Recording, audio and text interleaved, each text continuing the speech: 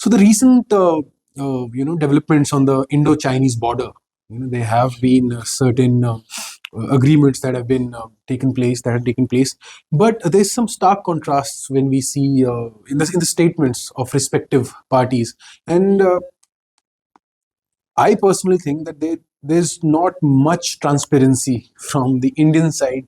I mean, yes, there is disengagement, but kitna disengagement? What's the current status? I mean, yes, we lost, and even the Chinese, there was a physical border contention, in Ladakh in 2020, May 2020. So, what's the situation now? I mean, we see currently we see a balance of power. अगर इसको देसी भाषा में बोलूं तो जो तराजू है वो चीन की तरफ थोड़ा ज्यादा झुका हुआ दिखता है. Yeah, you see, I mean, when it comes to military might, there is no doubt about the military hardware that China has today is something that should be addressed by India urgently, because if India has to really match the Chinese firepower, there has to be certain amount of modernization, or perhaps certain urgent measures should be taken. But then, especially on this particular case, as we're talking about post-Galwan situation and the dissolution of that particular crisis, so far it appears that the high tension period is behind us, which is a welcome move. That the period of high tension of Galwan and the bitterness of the 2021, 22, 23, that is more or less behind us. And there have been sustained efforts by both sides. But the point is, what has been agreed to? I mean, have we really agreed to the 6-point formula that is being discussed, or is it being, as it is being claimed by China, is it just a Chinese claim? I would say that this is a solution in progress. Okay. With the draft of the solution that has come, I would say that it is still a work in progress, because we do not know where it is finally headed. Because we will understand that process once the interpretation ends.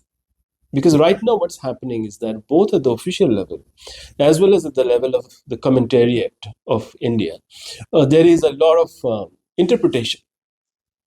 So just now, as you said, whether tarazu is heavy on the side of China and etc. So these are all interpretation that we are doing. This is a particularly strong crisis, particularly potent crisis that we have just left behind us. So we have to see whether this particular crisis has been resolved to mutual benefit, or is it a crisis which has come to an end where one party has actually gained. So that honest assessment will take some time, because right now there is a lot of, I would say, black magic happening. So we won't really get to know what exactly is the Chinese thinking on that. We never know that. Yeah, we always fail to do that. No, but the Chinese have claimed that as if both sides have agreed to the solutions that they've put forth. But the point is, our side is quite clear that these are claims from their side. But the point is, whether we have agreed in private on something that hasn't been disclosed yet, that will not be disclosed, we don't know yet. So for that to come to the table, we'll have to wait for a little time. So I think this is patience is the key. Well, but then this is a solution. For us, at least. We should not be impatient when it comes to dealing with China, because China has all the time in the world to deal with you. So this is a Chinese way of dealing with the world. They are very, very patient, and they can also escalate when it comes to their advantage. So I would say that we have to wait for a little while. Learn from China. Yeah, well, I mean, China also learns from India. We actually don't. Does? Yes, because we produce so much free media content from India that helps anybody living abroad to study India more.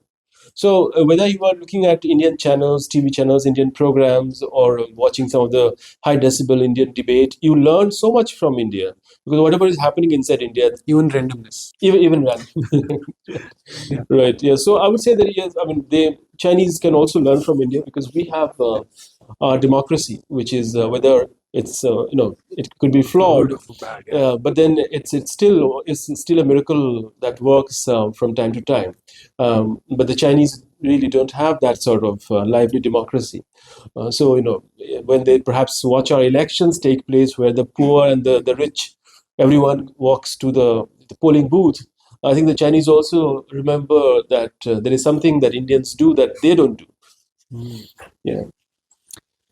So, with that statement, I would like to thank Mr. Kallol Bhattacherjee for being here with us today, giving us his quite precious time and bearing with me and my stutters. And Thank you so much, Shashank. yes, It's a great pleasure. Thank thank you. You so much sir. And मैं आपसे विदा लेता हूँ. खुश रहिए, स्वस्थ रहिए, भारत को साफ स्वच्छ रखिए. जय हिंद.